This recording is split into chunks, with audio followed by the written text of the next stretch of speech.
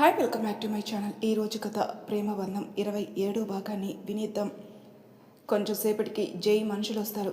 వాళ్ళని చూసి అదిగో రిషి వచ్చేశారు మన వాళ్ళు అంటాడు జై. ఆ మాటకి రిషి వాళ్ళని చూసిన ప్రీతి వాళ్ళ వైపే చూస్తాడు. అప్పటికే వాళ్ళు అసలు అక్కడ ఏం జరుగుతుందో అని ఊహిస్తూ ఉంటారు. ఏంటి ఇక్కడ ఏం జరుగుతుందో ఒక ఇమాజినేషన్ వేసుకుంటున్నారు కదా, మీరు అనుకున్న దానికి టోటల్ ఆపోజిట్ జరగబోతుంది ఇక్కడ అని అంటాడు రిషి. అంటే ఏం చేయాలనుకుంటున్నావు రిషి అని అడుగుతుంది ప్రీతి భయంగా అతని వైపే చూస్తూ. నేనేమీ చెయ్యను ప్రీతి, అసలు మన ఇద్దరికి ఫ్రెండ్షిప్ మొదలవడానికి కారణమైన పర్సన్ని ఇక్కడికి తీసుకురాబోతున్నాను అంటాడు రిషి. ఆ మాటకి ప్రీతి ఒక్కసారిగా షాక్ అయి రిషి వైపే చూస్తూ, ఏం మాట్లాడుతున్నావు రిషి, తను ఇక్కడికి ఎందుకు వస్తుంది, అసలు తనని ఇక్కడికి తీసుకురావాల్సిన అవసరం నీకేముంది అంటుంది ప్రీతి కోపంగా. అరే నేనేం చేశాను ప్రీతి, మన ఫ్రెండ్షిప్ స్టార్ట్ అవ్వడానికి కారణమైన నీ స్వీట్ క్యూట్ చెల్లిని పిలిపించాను అంతే కదా అని ప్రీతి చెల్లిని పిలవడంతో అప్పటి వరకు బయటే వెయిట్ చేస్తున్న అమ్మాయి లోపలికొచ్చి రిషిని హక్ చేసుకుని, ఎలా ఉన్నావు రిషి అని అడుగుతుంది. నేను చాలా బాగున్నానురా, నువ్వెలా ఉన్నావు, అసలు ఈ మధ్య నాకు కనీసం కాల్ కూడా చేయడం లేదు అని అంటాడు రిషి ఆమెను తిరిగి హక్ చేసుకుంటూ. చాలా ఇయర్స్ ముందు వరకు నీకు ఎన్నోసార్లు కాల్ చేశాను, కానీ నువ్వు దేనికి సరిగ్గా రెస్పాండ్ అవ్వలేదు. బహుశా నీకు నాతో మాట్లాడడం ఇష్టం లేదేమని చెప్పి నేను కూడా మెల్లగా కాల్స్ తగ్గించేశాను. ఇప్పుడు పూర్తిగా చేయట్లేదు అంటుంది ఆ అమ్మాయి కళ్ళల్లో నీళ్ళు తిరుగుతుంటే. అయ్యో ఏడవకమ్మా, ఆ టైంలో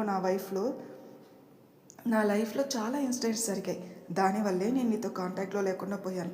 ఇక్కడ నుంచి మన ఇద్దరం ఇంతకు ముందులానే బెస్ట్ ఫ్రెండ్లో ఉందాం అంటాడు రిషి. బెస్ట్ ఫ్రెండ్స్ మాత్రమే కాదు, నువ్వు నాకు అన్నయ్యతో సమానం. నా పెళ్ళికి నువ్వే దగ్గరుండి మరీ మీ బావగారిని రిసీవ్ చేసుకోవాలి అంటుంది ఆ అమ్మాయి కన్నీళ్ళు తుడుచుకుంటూ. ఏంటి అప్పుడే పెళ్లి సంబంధాలు కూడా చూస్తున్నారా నీకు అని అడుగుతాడు రిషి షాక్ అయి ఆమె వైపే చూస్తూ. పెళ్లి సంబంధాలు చూడడం కాదు, నేనే ఒక అతన్ని ప్రేమిస్తున్నాను, అతనికి కూడా నేనంటే చాలా ఇష్టం. అమ్మ వాళ్ళని అడిగితే వాళ్ళు కూడా ఒప్పుకున్నారు. అక్కకి పెళ్ళైన వెంటనే నాకు కూడా పెళ్లి చేస్తామని చెప్పారు అంటుంది ఆ అమ్మాయి. బావా అసలు ఇక్కడ ఏం జరుగుతుంది అని అడుగుతాడు మనోజ్ కన్ఫ్యూజ్ అయ్యి వాళ్ళిద్దరిని చూస్తూ. హో నీకు తెలియదు కదా, తన పేరు దీప్తి, తను ప్రీతి వాళ్ళ సొంత చెల్లెలు అని. అసలు వాళ్ళిద్దరికి ఎలా పరిచయమో చెప్పడం మొదలు పెడతాడు రిషి. రిషి వాళ్ళ చిన్నప్పుడు ప్రీతి వాళ్ళు రిషి వాళ్ళు పక్కపక్కన ఉండేవాళ్ళు. రిషికి అప్పుడు 7 ఏళ్ళు, ప్రీతికి 6, దీప్తికి 4 ఏళ్ళు.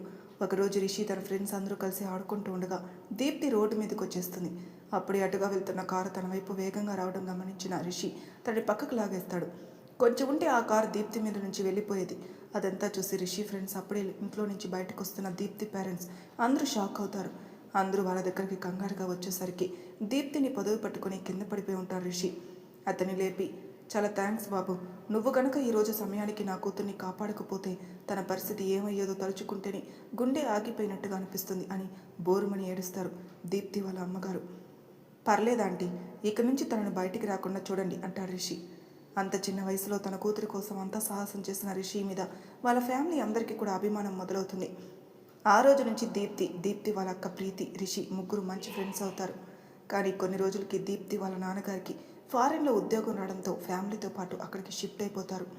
అప్పుడు దీప్తి అంతగానే ఏడుస్తుంది. రిషి కూడా చాలా బాధపడతాడు. ఆ తర్వాత నుంచి వీళ్ళు ఎప్పుడు ఫోన్లో మాట్లాడుకుంటూ ఉండేవారు. అప్పుడప్పుడు ఇండియా వచ్చినప్పుడు రిషి వాళ్ళ ఇంటికి కూడా వచ్చేవాళ్ళు. ఇక్కడ చెప్పడం ఆపి అందరి వైపు చూస్తాడు రిషి. అలా మా ఇద్దరికి ఫ్రెండ్షిప్ కుదిరింది అంటాడు రిషి. కానీ రిషి అసలు తన్విని చంపాల్సిన అవసరం వాళ్ళకేం వచ్చింది అని అడుగుతాడు మనోజ్ ఆలోచిస్తూ. అదంతా వాళ్ళ నోటితోనే విందులే గాని అని సూరజ్ వైపు చూస్తూ, చెప్పరా, అసలు మీరు ఏం చేయాలనుకున్నారో, ఏం జరిగిందో మొత్తం అంతా చెప్పాలి, లేదు అంటే ఏం చేస్తానో నాకే తెలియదు అంటాడు రిషి. అయినా సరే వాళ్ళిద్దరూ మౌనంగా ఉంటారు. దీప్తి ప్రీతి దగ్గరికి వెళ్ళి, అక్క నీకు తెలుసు నాకు రిషి అంటే ఎంత ఇష్టమో, అతని నేను అన్నయ్య అనుకున్నాను, అలాంటి అన్నయ్యని నువ్వు బాధ పెట్టాలనుకోవడం ఏంటి, తన్విని తనకు దూరం చేయాలనుకోవడం ఏంటి, అసలు ఏం జరిగింది ప్లీజ్ చెప్పక్క, నా అక్కకి ఇలా ఒకరిని బాధ పెట్టడం నచ్చదు, కానీ అలాంటిది ఇప్పుడు నువ్వే ఇంతమంది బాధ కారణమయ్యావు అంటే నేనే నమ్మలేకపోతున్నాను, ప్లీజ్ అక్క అసలు జరిగిన విషయం ఏంటో చెప్పు అంటుంది దీప్తి ఏడుస్తూ. తన చెల్లెలి కంట్లో నీళ్లు చూస్తున్న ప్రీతికి తను తప్పు చేస్తున్నానేమో అనే భావన మొదలవడంతో ఆలోచనలో పడుతుంది. ఆమె ఫీలింగ్స్ అన్నీ కూడా మిగిలిన వాళ్ళందరూ గమనిస్తూనే ఉంటారు. అక్క ప్లీజ్ అసలు విషయం ఏంటో చెప్పు, ఇందులో నీ తప్పు ఏమీ లేకపోతే రిషి నేనేమి చేయడు, ఒకవేళ ఇందులో నీ తప్పు ఉంటే అతను నిన్ను వదలడు, అందుకే తన నుంచి నేను కాపాడుకోవాలంటే అసలు జరిగిందేందో తెలుసుకోవాలి అక్క, ప్లీజ్ అక్క అని చెప్పక్క అంటూ ఏడుస్తుంది దీప్తి. తనంతలా ఏడుస్తుంటే తన చెల్లెలు చూడలేక అసలు విషయం చెప్పడం మొదలుపెట్టింది ప్రీతి. అలా కొన్ని సంవత్సరాల తర్వాత ప్రీతి తన ఇండియాలోనే చదువుకుంటానని పట్టుబట్టి మరి ఇండియా వచ్చి రిషి ఏ కాలేజీలో చదువుతున్నాడో అదే కాలేజీలో జాయిన్ అవుతుంది. కేవలం అతని కోసమే. ఎంతైనా అతని బెస్ట్ ఫ్రెండ్ కాబట్టి తనతో ఎప్పుడు కూడా చాలా నార్మల్గా ఉండేవాడు రిషి. కానీ అతనికి తెలియంది ఏంటంటే అసలు ఆమె అక్కడికి వచ్చిందే రిషి కోసమని. రిషిని ఎలా అయినా సరే పెళ్లి చేసుకోవాలని చెప్పి అంత దూరం నుంచి వచ్చింది. కానీ ఈ విషయం ఎలా చెప్పాలో అర్థం కాక తనలోనే తాను మదన పడుతూ ఉండేది. సరిగ్గా అదే సమయంలో తన్వి రిషిని లవ్ చేస్తుందని తెలిసి తన మీద కోపం పెంచుకుంటుంది. ఒకవేళ రిషి కనుక తను ప్రేమించడం మొదలు పెడితే తన ప్రేమ ఇంకా తనకు దూరం అవుతుందని బాధపడుతూ ఎలా అయినా సరే వాళ్ళిద్దరిని మధ్యలో మనస్పర్ధలు తీసుకుని వచ్చి వాళ్ళిద్దరు విడిపోయేలా చేయాలనుకుంటూ తను అనుకున్న ప్లాన్స్ అన్నీ వేస్తూ ఉంటుంది. ఆ టైంలోనే తనకు పరిచయం అవుతాడు సూరజ్. సూరజ్కి రిషికి కాలేజీలో అస్సలు పడేదే కాదు. సూరజ్ ఎప్పుడూ అమ్మాయిలు ఏడిపిస్తూ జూనియర్స్ని ర్యాగింగ్ చేస్తూ వాళ్ళతో ఇష్టం వచ్చినట్టు బిహేవ్ చేస్తూ ఉంటే రిషి అతనికి ఎన్నోసార్లు నచ్చజెప్పడానికి ట్రై చేస్తాడు. కానీ ఒకసారి అతను అల్లరి మరీ మితిమీరి ఒక అమ్మాయి చున్నీ లాగే వరకు రావడంతో అందరి ముందు అతన్ని కొడతాడు రిషి. ఆ రోజు నుంచి కూడా రిషి అంటే సూరజ్కి చాలా కోపం. అతని మీద పగ కూడా పెంచుకున్నాడు. ఎలా అయినా తన పగ నెరవేర్చుకోవాలనుకుంటున్న సమయంలోనే తనకి పరిచయం అవుతుంది ప్రీతి. ఇద్దరు కలిసి ముందు అతనికి తన్విని దూరం చేస్తే అతను మానసికంగా కురింగిపోతాడని భావించి తను నీ మీద కుట్రలు చేయడం మొదలుపెట్టారు. అందులో భాగంగానే తన్విని రిషి నీచంగా చూస్తాడని, పైగా ఆమె క్యారెక్టర్ అంటే అతనికి అస్సలు ఇష్టం లేదని, కాలేజీలో అందరి ముందు తన పరువు తీయాలనుకుంటున్నాడని వీళ్ళే ఆమెని వినేలా చేస్తారు. ఆ రోజు తన్వి విన్న వాయిస్ కూడా రిషి వాయిసే. కానీ మాట్లాడింది రిషి కాదు. అతని వాయిస్ని ఫోన్లో రికార్డ్ చేసి వాయిస్ చేంజర్ యాప్తో సూరజ్ మాట్లాడే మాటలు. అది విని తన్వి ఇంకెప్పుడు కూడా రిషి జోలికి వెళ్ళాలి అనుకోలేదు. అలానే తన పేరెంట్స్ని చంపేందుకు కూడా రిషి అనుకుని అతనికి దూరంగా ఉండాలి అనుకుంటుంది. ఆ తర్వాత ప్రీతి రిషికి దగ్గర అవుదామని ట్రై చేసినా కూడా తన్వి తనకి దూరమైందనే బాధలో అందరితోనూ మాట్లాడటం మానేస్తాడు రిషి. కేవలం నవ్య ఇంకా సంతోష్తోనే మాట్లాడుతూ ఉండేవాడు. అది చూసిన ప్రీతికి ఇంకా కోపం వచ్చేసేది. కానీ ఏమీ చేయలేక మౌనంగా ఉండిపోయింది. అప్పటి నుంచి ఎన్ని రకాలుగా అతని లైఫ్లోకి ఎంటర్ అవ్వాలని చూసినా కూడా అతను ఒక లైన్ గీసి దాని అవతలే నిలబెట్టడంతో ఏమీ చేయలేకపోయింది. ఇదంతా చెప్పడం ఆపి తలదించుకొని నిలబడుతుంది ప్రీతి. దీప్తి కోపంగా ప్రీతి దగ్గరికి వెళ్ళి ఆమె చెంప మీద కొడుతుంది. మొదటిసారి తన చెల్లెలు తన మీద చేయి చేసుకోవడంతో బాధగా ఆమె వైపే చూస్తుంది ప్రీతి. ఏంటక్క, బాధగా ఉందా? నొప్పిగా కూడా ఉందా? ఇదే నొప్పి, ఇదే బాధ వాళ్ళ ఫ్యామిలీ వాళ్ళకి దూరమైనప్పుడు ఆ అన్నా చెల్లెలు కూడా అంతే బాధపడి ఉంటారు కదా. అది నువ్వెందుకు ఆలోచించలేకపోయావక్క? నిజమే, నువ్వు రిషిని ప్రేమించావు. ఆ ప్రేమను నువ్వు ముందే బయట పెట్టుంటే ఇన్ని అనార్థాలు జరిగేవి కాదు కదా. నీ వల్ల వాళ్ళిద్దరూ అమ్మా నాన్న ప్రేమకు కోల్పోయి అనాథలా బ్రతికారు. ఒకరికొకరు బ్రతుకుతున్నారని తెలియకుండా ఈ కొన్ని సంవత్సరాలు ఎంతో నరకం చూశారు. అలాంటి నరకం ఎవరికీ రాకూడదు అంటుంది. దీప్తి కళ్ళలో నీళ్లు వస్తుంటే ఆమె మాటలకి అలానే తలదించుకుని ఏడుస్తూ ఉంటుంది ప్రీతి. ఇప్పుడు ఏడ్చి ఏం లాభం అక్క? ఇదేదో ముందే చేసి ఉంటే ఇంత జరిగేది కాదు. అసలు ఇప్పుడు రిషిని చూడాలంటే నాకు ఏదోలా ఉంది. నా అక్క వల్ల వాళ్ళిద్దరిని కోల్పోయాడని అంటుంది దీప్తి ఏడుస్తూ.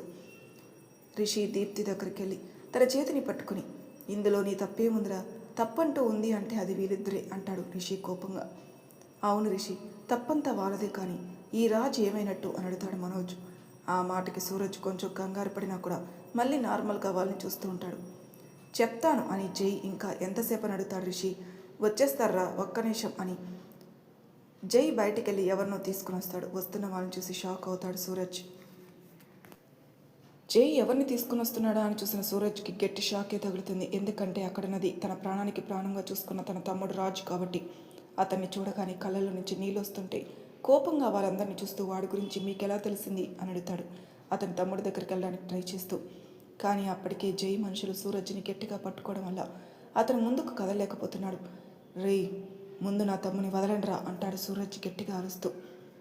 అతనిలో అంత కోపాన్ని ఎప్పుడూ చూడని ప్రీతి ఒక్కసారిగా షాక్ అయి అతని వైపే చూస్తుంది. మిమ్మల్ని తను వదలరా అంటాడు సూరజ్ మళ్ళీ ఇంకా గట్టిగా. ఏంట్రా వదిలేది? వీడి వల్ల నా చెల్లెలు ఎంత నరకం అనుభవించిందో నీకు తెలుసా అంటాడు రిషి కోపంగా సూరజ్ వైపు చూస్తూ. మీ చెల్లెల వల్ల వాడు ఎంత నరకం అనుభవించాడో నీకు తెలుసా అంటాడు సూరజ్ కోపంగా రిషి వైపు చూస్తూ. ఆ మాటకి రిషి కోపంగా సూరజ్ని చూస్తూ, నా చెల్లెల వల్ల మీ తమ్ముడు నరకం అనుభవించాడా? అసలు తన ఏం చేసిందిరా మిమ్మల్ని అంత నరకం చూడ్డానికి అని అంటాడు. అదంతా నీకు అనవసరం, ముందు వాడిని వదిలిపెట్టు, వాడికి అసలే ఆరోగ్యం బాగలేదు అంటాడు సూరజ్ బాధగా తన తమ్ముడు వైపే చూస్తూ. అతని కళ్ళల్లో నీళ్లు అక్కడున్న అందరికీ కనిపిస్తాయి. దానితో బాధగా మారిపోతుంది అక్కడున్న అందరి మనసు. ప్రీతికైతే చాలా ఆశ్చర్యంగా ఉంది. ఇప్పటి వరకు తన సూరజ్ కళ్ళలో నీళ్ళు అనేది చూడలేదు. అలాంటిది మొదటిసారి అతని కళ్ళల్లో చూస్తుంటే బాధగా అతని వైపే చూస్తూ ఉంటుంది. ఏంట్రా, నీ తమ్ముడు దగ్గరకు వచ్చేసరికి ఇలా మాట్లాడుతున్నావు. మరి అవతల ఉన్న వాళ్ళు కూడా ఇలానే ఫీల్ అవుతారని నువ్వు అనుకోవాలి కదా. వాడి వల్ల కొంచెంలో నా చెల్లి జీవితం నాశనం అయ్యేది, కానీ మా బావ రాబట్టే తన ఈరోజు ప్రాణాలతో ఉంది. లేకపోతే అని ఇంకా మాట్లాడలేక ఎమోషనల్ అవుతాడు రిషి. మనోజ్ కూడా ఆ రోజు జరిగింది గుర్తు తెచ్చుకొని బాధపడుతూ రాజు వాళ్ళని కోపంగా చూస్తున్నాడు. వాళ్ళకి కేవలం వాళ్ళ హ్యాపీనెస్ మాత్రమే కావాలి రిషి. పక్కన వాళ్ళు వాళ్ళ కళ్ళ ముందే చూస్తున్నా పట్టించుకోరు ఎవరు, అంటాడు జై కోపంగా వాళ్ళని చూస్తూ. చూడండి, మీ మాటల తర్వాత ముందు వాడిని ఎక్కడి నుంచి తీసుకొచ్చారో అక్కడే వదిలిపెట్టరండి, లేకపోతే మీలో ఒక్కరు కూడా ప్రాణాలతో మిగలరు, అంటాడు సూరజ్ కోపంగా. ఆహా, ఏం చేస్తావో మేము చూస్తాం. అయినా నాతో నీకు పగేంట్రా? కాలేజీలో జరిగిన దానికి కాలేజీలో వదిలేయాలి, అంతేకాని దాన్ని తీసుకొని వచ్చి ఇలా మనుషుల ప్రాణాలు తీయడమేంటి అని అడుగుతాడు రిషి కోపంగా. కాలేజీలో మర్చిపోవడానికి చిన్న తప్పు చేసావా నువ్వు? కాలేజీలో అందరి ముందు నా పరువు తీస్తావు. అయినా నేను అమ్మాయిల్ని ఏడిపిస్తే నీకేంటి? నిన్నేమైనా ఇన్వాల్వ్ చేశానా? ఆ రోజు ఒక అమ్మాయి చున్నీ లాగారని కాలేజీలో అందరి ముందు నన్ను కొట్టి నా పరువు తీస్తావు. ఆ రోజు నుంచి కాలేజీలో నేనంటే భయం పోయి రిషి అంటే ఇష్టం పెరిగింది. అది నాకు అస్సలు నచ్చలేదు. అప్పుడే తన్విని చూశాను. చూడగానే ప్రేమించడం మొదలుపెట్టాను, కానీ అక్కడ కూడా నువ్వే అడ్డు వచ్చావు. ఆ తన్వి నన్ను కాదని నిన్ను లవ్ చేయడం, నీకోసం అవన్నీ చేయడం చూసి తట్టుకోలేకపోయాను. ఎలా అయినా మిమ్మల్ని దూరం చేయాలనుకున్నాను. అప్పుడే నాకు ఈ ప్రీతి పరిచయం అయింది. తనతో కలిసి ఎన్నో ప్లాన్స్ చేశాను. అప్పుడే నా తమ్ముడు బాధగా ఉండడం గమనించి విషయం ఏంటో తెలుసుకోమని నా మనుషులకు చెప్తే అక్కడ మీ చెల్లెలు కనీసం మా వాడిని కన్నెత్తు కూడా చూడడం లేదని వాడు డిప్రెషన్లోకి వెళ్తున్నాడని తెలుసుకున్నాను. ఇక్కడ నువ్వు నాకు అడ్డొస్తుంటే అక్కడ నీ చెల్లెలు వల్ల నా తమ్ముడు బాధపడుతున్నాడు. ఏదో ఒకటి చేసి మీ అన్న చెల్లెల పొగరు అనచాలనుకున్నాను. అప్పుడే తెలిసింది ఈ మనోజ్ కూడా మీ చెల్లి ఎక్కడికి వెళ్తే అక్కడికి వెళ్తున్నాడని. ఇంకా తట్టుకోలేకపోయాను. ఏదో ఒకటి చేయాలనుకున్నాను. అప్పుడే ఒక అవకాశం వచ్చిందని వాళ్ళని రాక్షసంగా చూస్తూ అంటాడు సూరజ్. ఏంటి అవకాశం అని అడుగుతుంది దీప్తి అతన్ని చూస్తూ. రిషి కూడా అతను దేని గురించి మాట్లాడుతున్నాడని చూస్తూ ఉంటాడు. మనోజ్ మాత్రం అతని పగ కోసం తన చెల్లెల్ని బలి చేశాడని తెలుసుకుని కోపంగా అతన్ని చూస్తూ అసలు అతనికి వచ్చిన అవకాశం ఏంటా అని ఆలోచిస్తూ అతన్ని చూస్తూ ఉంటాడు. చెప్పరా, ఏంటి అవకాశం అని అడుగుతాడు జై కోపంగా అతన్ని చూస్తూ. నా గురించి అన్నీ తెలుసుకున్న నీకు ఇది కూడా తెలిసే ఉంటుంది కదా జై. పైగా వీళ్ళందరి లైఫ్ టర్న్ అయ్యింది అక్కడే కదా, అంటాడు సూరజ్ గట్టిగా నవ్వుతూ. అతను వాళ్ళ యాక్సిడెంట్ గురించి మాట్లాడుతున్నాడేమో అనుకుంటూ నువ్వు మాట్లాడేది మా కారు యాక్సిడెంట్ చేసిన దాని గురించేనా, అంటాడు మనోజ్ కోపంగా. అవును, అదే ఛాన్స్ వచ్చింది అంటూ నిన్ను ఇటు నీ చెల్లిని మా లైఫ్లో లేకుండా చేయాలనుకున్నాను. అలా ఆలోచిస్తూ ఉన్నప్పుడే మీరందరూ కలిసి బయటకు వెళ్తున్నారని తెలిసి నేను ఇలా ప్లాన్ చేశాను. అనుకున్నట్టుగానే మీ కారుకి యాక్సిడెంట్ అయింది. మీ అందరూ చచ్చారనుకున్నాను, కానీ ఏం లాభం? మీ ఇద్దరు ఒకరికి తెలియకుండా ఒకరు బ్రతికిపోయారు. నీ చెల్లి గురించి ముందు మాకు తెలియదు, కానీ నీ గురించి తెలిసి నేను ఏదో ఒకటి చేయాలనుకుంటూనే ఉన్నాను, కానీ దానికి సరైన అవకాశం రాలేదు. ఆ టైంలో నాకు తెలియకుండా నా తమ్ముడు చాందిని తనతో పెళ్లికి ఒప్పించాలనుకున్నాడు, కానీ ఆ చాందిని వాడికి కేవలం ఫ్రెండ్గా చూశానని చెప్పింది. ఆ మాటకి వాడు చాలా బాధపడ్డాడు. ఎలా అయినా తనను సొంతం చేసుకోవాలనుకున్నాడు, కానీ అప్పుడు కూడా వీడొచ్చి తనను సేవ్ చేశాడు. వాళ్ళ మీద చాలా కోపం వచ్చింది రాజుకి. వాళ్ళని ఏదో ఒకటి చేయాలని నిర్ణయించుకుని తన బైక్ మీద వస్తూ ఉండగా వాడికి యాక్సిడెంట్ జరిగింది. ఆ యాక్సిడెంట్లో వాడి స్పైనల్ కార్డ్ దెబ్బతింది. వాడు ఇంకా జీవితంలో నడవలేడని డాక్టర్స్ తేల్చి చెప్పేశారు. వాడి జీవితం ఇలా నాశనం అవడానికి కారణం నీ చెల్లెలు ఇంకా నువ్వు, కాబట్టి నీ మీద పగ తీర్చుకోవడానికే ఇంకా నేను ఎదురు చూస్తూనే ఉన్నాను అని అంటాడు సూరజ్ గట్టిగా అరుస్తూ. అతని మాటలకి వాళ్ళందరికీ చాలా కోపం వస్తుంది. ఛీ, ఇలా చెప్పడానికి నీకు నోరు ఎలా వస్తుందో అసలు? మా జీవితం ఏదో మేం చూసుకుంటూ ఉంటే మధ్యలో వచ్చి అల్లకల్లోలను సృష్టించి నా వాళ్ళందరినీ నాకు దూరం చేస్తావు. అసలు ఒక అమ్మాయి అబ్బాయి 4 సార్లు కలిస్తే వాళ్ళ మధ్యలో ఏదో ఉన్నట్టేనా? ఇలా నీచంగా ఆలోచించి ఇలాంటి స్టేజికి వచ్చాడు. నువ్వు కూడా అలానే ఆలోచిస్తే నీకు కూడా అదే గతి పడుతుందని అంటాడు మనోజ్ కోపంగా సూరజ్ వైపు చూస్తూ. ఆ మాటకి సూరజ్ కోపంగా మనోజ్ వైపు చూస్తూ, నీ వల్లే వాడు డిస్టర్బ్ అయ్యాడు. అసలు నువ్వు ఆ రోజు కనుక అక్కడికి వెళ్లకుండా ఉండుంటే ఈరోజు నా తమ్ముడు చాలా సంతోషంగా ఉండేవాడు, అంటాడు. వాడి బుద్ధికి అలా జరగాలని రాసి పెట్టుంది కాబట్టే అలానే ఉంటాడు అని స్ట్రెచ్చర్ మీద పడుకొని మాట్లాడలేని స్థితిలో ఉన్న రాజు వైపు కోపంగా చూస్తూ ఉంటాడు రిషి. అసలు ఇదంతా మీ వల్లే వచ్చింది అని తను పట్టుకున్న పోలీసులను ఒక్కసారిగా వెనక్కి తోసి తన బ్యాక్ పాకెట్లో ఉన్న గన్ తీసి రిషిని షూట్ చేస్తాడు సూరజ్. వదినా, నువ్వు మా అన్నయ్యని వదిలి ఎప్పుడూ వెళ్ళకు. నిజంగా మా అన్నయ్య అని చెప్పడం కాదు, కానీ గోల్డ్ వాడు. ఎప్పుడు ఎవరికి ఏ కష్టం వచ్చినా కూడా ముందు ఉండి వాళ్ళకి హెల్ప్ చేస్తాడు. ఒక్కసారి నా అనుకుంటే వాళ్ళ కోసం ప్రాణం ఇస్తాడు. సంతోష్ అన్నయ్య వాళ్ళ విషయంలోనే నీకు అర్థమై ఉంటుంది. నవ్యాకిచ్చిన మాట కోసం అన్నయ్య నీకోసం ఎదురు చూస్తూ ఒంటరిగా నేహాన్ని పెంచుతూ ఇంతకాలం ఉన్నాడు. ఒకవేళ నువ్వు మళ్ళీ అన్నయ్య లైఫ్లోకి రాకపోయినా అన్నయ్య అలా ఒంటరిగా ఉండేవాడే కానీ వేరే అమ్మాయిని తన లైఫ్లోకి రానిచ్చేవాడే కాదు అంటుంది చాందిని తన్వి వైపే చూస్తూ. రిషి గారి గురించి నువ్వు నాకు ఇంతలా చెప్పాల్సిన అవసరం లేదు చాందిని. నాకు ఆయన్ని మొదటిసారి చూస్తున్నప్పుడే అనిపించింది తనే నా సోల్మేట్ అని. అందుకే ఎన్ని కష్టాలు వచ్చినా సరే నేను ఆయన్ని మర్చిపోలేదు. ఒకవేళ ఇప్పుడు నేను అక్కడికి రాకపోయి ఉంటే నేను జీవితాంతం వీళ్ళని తలుచుకుంటూ ఉండేదాన్ని తప్ప ఇంకొకరిని నా లైఫ్లోకి రానిచ్చేదాన్ని కాదు అంటుంది తన్వి. ఆ విషయం మాకు అర్థమైంది వదిన. అందుకే అన్నయ్య కూడా అంత కాన్ఫిడెంట్గా నీకోసం వెయిట్ చేశాడు అంటుంది చాందిని. వాళ్ళు ఇలా మాట్లాడుకుంటూ ఉండగానే నేహ తన్వి దగ్గరకు వచ్చి ఆమె గడిలో కూర్చుంటుంది. ఏమైంది బంగారం, ఎందుకు అలా డల్లుగా ఉన్నావు అని అడుగుతుంది తన్వి నేహ వైపు చూస్తూ. అమ్మా, నువ్వు నన్ను వదిలి ఇంకెప్పుడు ఎక్కడికి వెళ్ళవు కదా అని అడుగుతుంది నేహ బాధగా తన్వి వైపు చూస్తూ. ఆ మాటకి తన్వి కళ్ళలో నీళ్లు తిరుగుతుంటే ఎందుకురా అలా అడుగుతున్నావు? నేను నిన్ను ఎప్పటికీ వదిలి ఎక్కడికి వెళ్ళను అంటుంది. మరి నా చిన్నప్పుడు ఎందుకు వదిలేసి వెళ్ళావు? ఎందుకు నాతో ఆడుకోవడానికి రాలేదు అని అడుగుతుంది నేహ ఏడుస్తూ. ఆమె అలా ఏడుస్తుంటే తన్వికి చాలా బాధగా అనిపించి తన గుండెలకి హత్తుకుంటుంది. తప్పు చేశాను బంగారం, చాలా పెద్ద తప్పు చేశాను. ముందే రిషి గారి మీద నమ్మకం పెట్టుకుని ఉంటే బాగుండేది. ఈరోజు నువ్వు ఇంతలా బాధపడాల్సిన వచ్చేది కాదు అనుకుంటూ ఉంటుంది. చాందిని తన్వి చేతి మీద చెయ్యి వేసి నేహ వైపు చూస్తూ, అప్పుడు అమ్మకి ఒంట్లో బాగాలేదు నాన్న, అందుకే నీ తెలీదు, లేకపోతే అమ్మకి నువ్వంటే ప్రాణం అంటుంది చాందిని. అవునా అమ్మ, ఏమైంది నీకు అని అడుగుతుంది నేహ తన్వి వైపు చూస్తూ. దెబ్బ తగిలింది బంగారం, చాలా పెద్ద దెబ్బ. దాని నుంచి కోలుకోవడానికి నాకు చాలా టైం పట్టింది. అందుకే నీ దగ్గరికి రాలేదు అంటుంది తన్వి బాధగా. మరి తర్వాయి భాగంలో ఏం జరుగుతుందో నెక్స్ట్ ఎపిసోడ్లో తెలుసుకుందాం. అంతవరకు నా ఛానల్ సబ్స్క్రైబ్ చేయని వాళ్ళు ప్లీజ్ సబ్స్క్రైబ్ చేసుకోండి, లైక్ చేసి షేర్ చేయండి. మీ అభిప్రాయాలు నాకు కామెంట్ రూపంలో తెలియజేయండి. Thank you for listening.